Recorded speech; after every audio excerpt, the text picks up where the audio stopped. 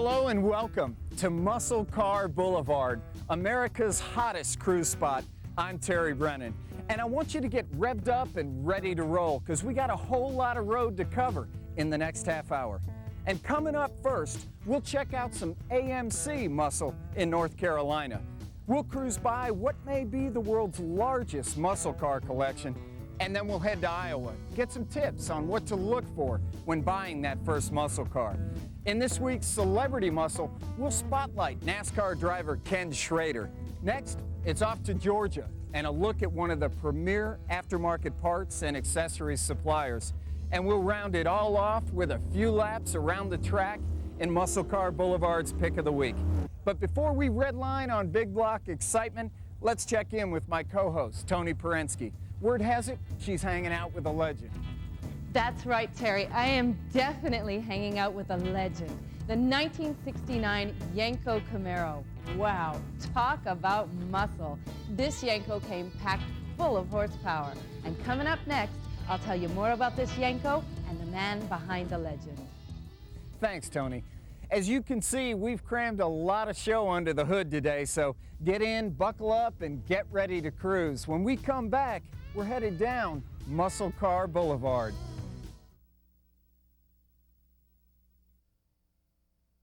Welcome back to MuscleCar Boulevard. We're glad you could join us at our home base, Mark Kramer's Rock and Roll McDonald's, here at the Pavilions in Scottsdale, Arizona, where every Saturday night is cruise night. It's a muscle car lover's dream come true. The nights are warm and the cars are hot. And speaking of hot cars, when you think muscle car, what ride comes to mind? A Mustang, Camaro, Cuda, Corvette maybe? Anybody say AMX? Well, if you did, you just might feel right at home at our event feature this week. Concord, North Carolina is the location for the American Motors Owners Association annual show. And AMO founder Don Loper gets us up to speed. American Motors Owners Association was basically formed in California back in the early 70s. I found AMO with about 30 members, and now we have 2,000. We have people that are members in Saudi Arabia, all over Europe, Australia, New Zealand, Canada, Mexico, Puerto Rico, and so forth. Everybody who owns AMCs and loves AMCs gets together and we have a good time. I was president and chairman of the board for about the first, I think about 8 years. And since then, I'm on the board of directors, and I'm now a national vice president, historian, what else? Publicity chairman, as of yesterday. My interest in this is, of course, the AMX, which is probably the most collectible and the most desirable of all the performance cars that American Motors built. The AMX stands for American Motors Experimental. It's a two-seat sports car, and it was made so the average guy could buy it if he wanted something a little more special than a Javelin or some of the other pony cars. Yeah, the great thing about an American Motors car is when you restore one, you're about the only one on your block with one.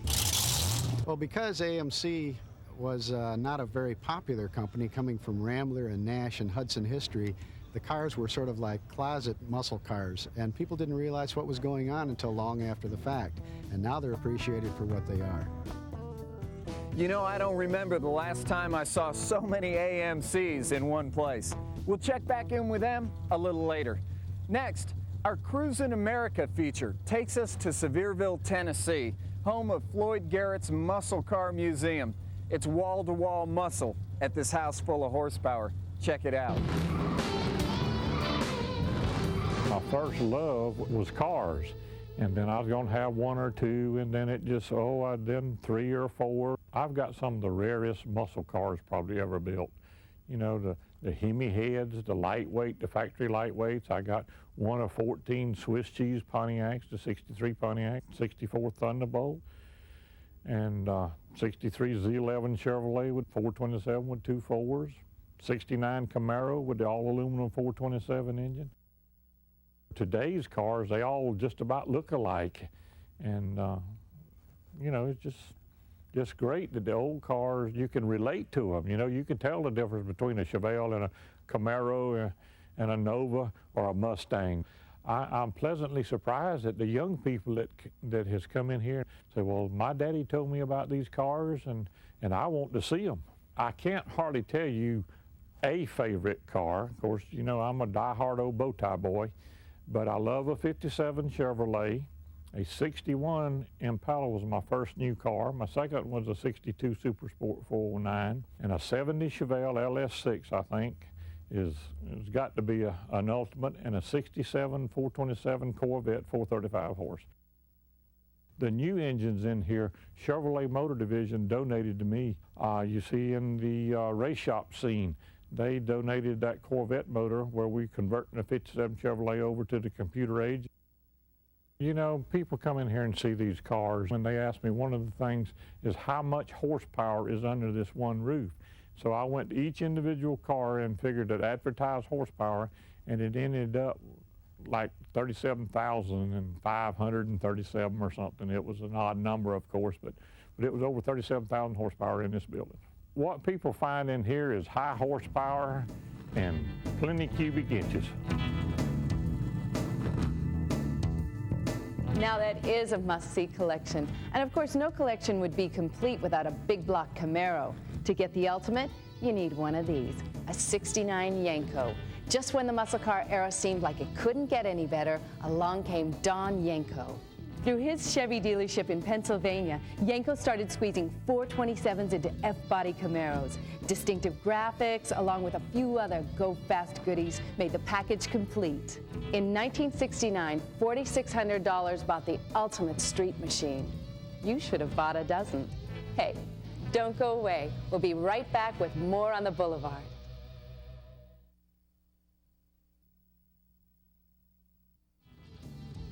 Hey, everybody misses a gear now and then, but not if you're driving one of these. A '69 Yenko with Hurst dual-gate slapstick automatic. 32 were produced, and only 6 are known to exist today. Terry, I want one of these. Oh yeah, me too, Tony. Thanks. Well, this week's restoration feature takes us to Duffy's Collectible Cars in Cedar Rapids, Iowa, where Duffy Schamberger is our resident expert when it comes to restoring the muscle car of your dreams. Today, Duffy gives us some valuable information on what it takes to get started. Watch this. Thanks, Terry. Okay, so you've decided to buy a muscle car. Well, that's great. There's a couple ways you can do it. You can either buy one that's fully reconditioned and ready for the boulevard like this one, or for your do-it-yourselfers, here's a checklist of things that you might want to do before you put down your hard-earned money and begin having a lot of fun. Depending on whether you're looking for a correct numbers-matching car or just a daily driver, your objective may vary. Start with a thorough inspection of the exterior. Check the body panels for fit and signs of repair work. Large gaps between panels may indicate previous damage. By using a magnet, you should be able to detect Bondo beneath the paint. Carefully examine the wheels and tires and be sure to check the lug nuts, center caps, and trim rings for correctness and quality. Open the hood and carefully examine the engine for correctness, detail, and previous damage. Check for repair work to the front radiator support and inspect the overall condition of the engine bay, belts, brackets, and so on. Sit inside the car. Note options like the tack, gauges, or tilt wheel. Be sure to check the condition of the headliner, steering wheel, and dash pad. Always open the trunk. Check to see if there's a matching spare wheel, tire, and jack. Lift up the trunk map and look for signs of rust or repair. This area can also give you a hint as to the car's original color. Road test the car with the radio off and listen closely for any unusual sounds, such as lifters, pistons, or bearings. Transmission shifts should be tight and responsive. Braking should be solid with no pull or noise. And be sure to note all gauges for accuracy and working order. To help ensure that you're getting exactly what you want, reference materials are widely available to decipher virtually any factory code numbers, from engine blocks and cowl tags to bill sheets and VIN numbers. Now you've got to decide if this is the right muscle car for you. If not, keep looking. That's part of the fun. Next week, we'll work on developing a budget for that new toy of yours. Great information. Thanks, Duffy. Well, you ever wonder what kind of muscle those NASCAR drivers have in their garage at home? We made a quick pit stop to visit veteran driver Ken Schrader, see what kind of toys he plays with off the track. Here's this week's Celebrity Muscle. Muscle cars are just way cool. To me, you know, it's the car you couldn't afford in high school. It's the car that they wanted, for some reason, couldn't get. It's the car that they had and for some reason had to sell it. This was the era that when I first started driving and stuff, I mean, these were the neat cars. You get in them, and even though they shake a little bit and they're not as quiet as the new cars, and you got a little air noise and that, you don't notice it because it's so dang much quieter than that race car that they're still just a pleasure to drive down the road. Well, I just got a couple little play toys, you know, that these are the two cars that were special to me as far as race cars go. My first race car I ever had was a 64 Impala. You know, I got fond memories of that first race car, even though this was, it was a hardtop, obviously, what I had. I got a lot of laps in that car, you know. First night you ever run, wound up with one championship first year and then moved up to the next class the following year. And, you know, a lot of good memories from the first race car. You know, I wanted a 64, and I ran across this convertible up at Duffy's, and when I walked in, I knew I had to leave with it that night. I'm kind of partial to it. This little Super Sport here, it's got a 327 in it, automatic, and this is a convertible, but still kind of partial to those 64s. I had to have it. And then as we progressed a little bit, 68 Camaros were the hot car to have. So I wanted a 68. I saw it and I just said, well, I need to lug this thing home too. It's not a tricked up Camaro, it's just a clean little 68, 327 in it. It's got power steering, power brakes, automatic, air. I'm not much for shifting then. Have to do that all weekend, so I just soon have the automatic and the power steering and the power brakes. The drivers now that are, you know, in their 40s or something like that are going back and having the into the muscle car era. I know Ernie's got some cars, Dale Earnhardt's got some cars, Rusty's got a couple little cars. Ted Musgrave actually does a lot of work on his cars. Just about everybody, I think, has got a play toy. Well, I think the whole muscle car deal, I think it just takes you back in time, get part of your youth back maybe. You know, it takes a lot of people back in their youth, you know, look back at that era, and that was muscle cars then. Muscle cars are just way cool. I agree with Ken. Muscle cars are way cool. Now, let's check in with Tony. I hear she's brushing up on her Yenko trivia. Here's something to think about, Terry. In 1969, Chevrolet agreed to factory build a limited number of 427s using the Central Office Production Ordering System, or COPO, and offered a full 5-year, 50,000-mile warranty. These babies came with 15-inch rally wheels, bigger front stabilizer bar, and a 140-mile-an-hour speedometer. To add a little icing to the cake, Yenko offered optional mags, gauges, headers, and the distinctive SYC insignia and striping that set these rockets apart from the rest. So, what does SYC stand for? The answer when we come back.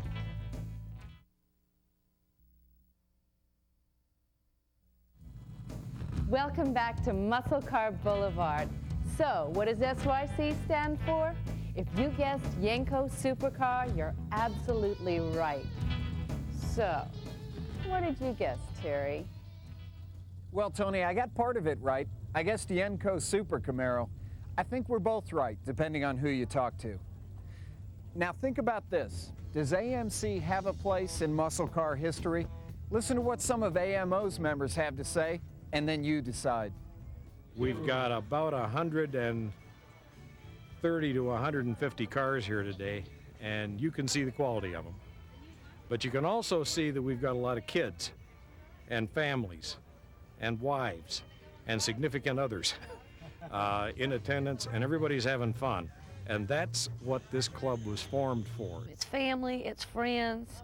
We all have one thing in common. We love our AMCs. They're absolutely outlandish cars with their red, white, and blue paint schemes and all this, and they just scream performance. 4th of July was rough driving it. Everybody thought I was had a special paint scheme for, 4th of July, but, it's a factory paint scheme. Some of these things turn like 1086s at 127 miles an hour, pretty much as you see this one sitting here. so they were real strong. They weren't your mother's Rambler anymore, that's right.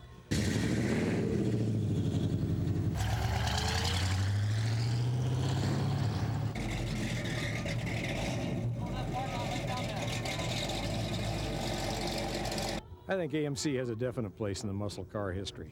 There's no substitute for cubic inches and raw power of a 1960s and 70s muscle car.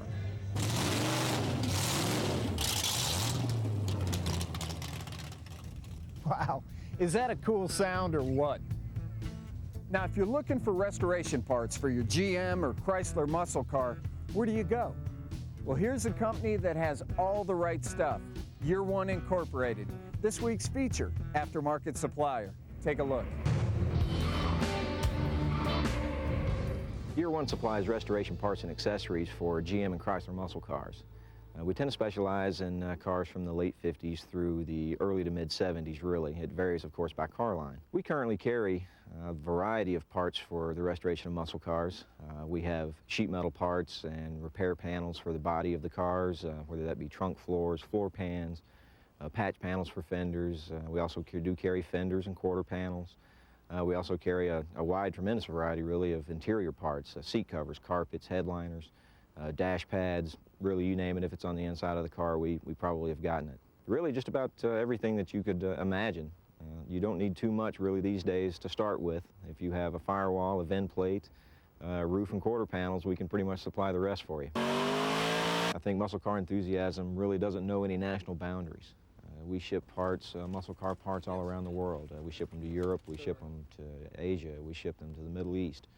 It's really amazing how wide a following and how diverse a following the American muscle car has now. If there's a muscle car anywhere in the world, really, and they need parts, they can give us a call, we can get the parts to them. Year One, this is Steve. How can I help you? Since we do most of our business over the phone and talking to the people that way, our catalog is basically our store. I think right now we're more or less in the midst of another muscle car craze. It's a pretty exciting time right now, I think, to be a muscle car enthusiast. People like exclusive styling, people like performance, people like flashiness, so to speak. Those are all hallmarks of the great American muscle car of the 60s and early 70s. One of the main reasons I think Year One's been so successful is simply because we're a company of enthusiasts.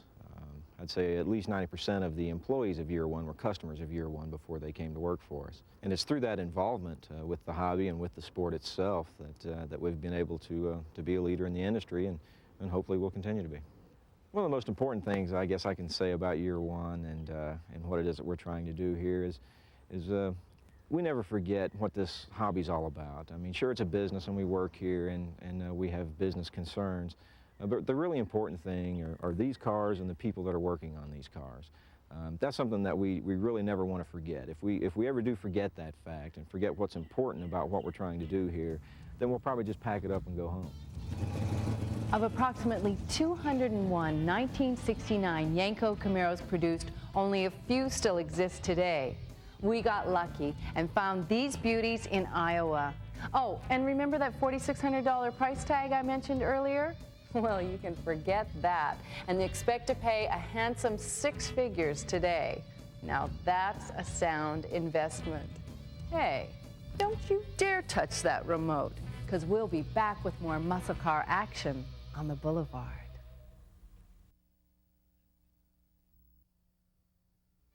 Welcome back. Thanks for staying with us.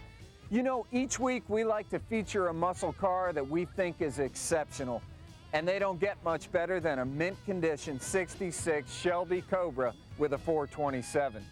We found this one burning up the track at Bob Bondurant's School of High Performance Driving in Phoenix, Arizona. Better hold on tight.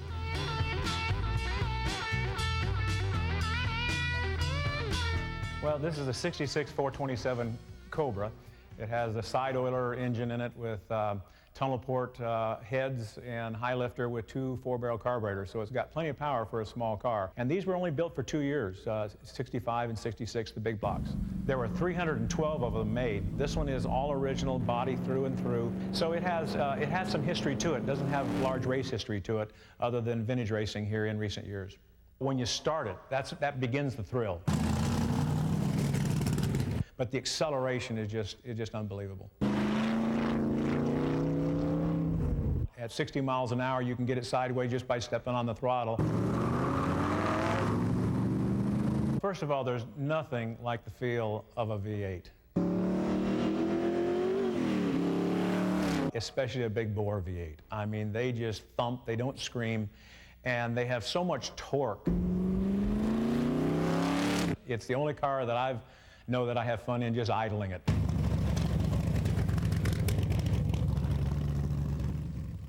Whoa, cool car. Well, that just about wraps up our look at the '69 Yenko SC Camaro. Be sure to join me right here next week for more big block excitement. Well, I guess there's only one thing left to say about this muscle car. Thanks, Don.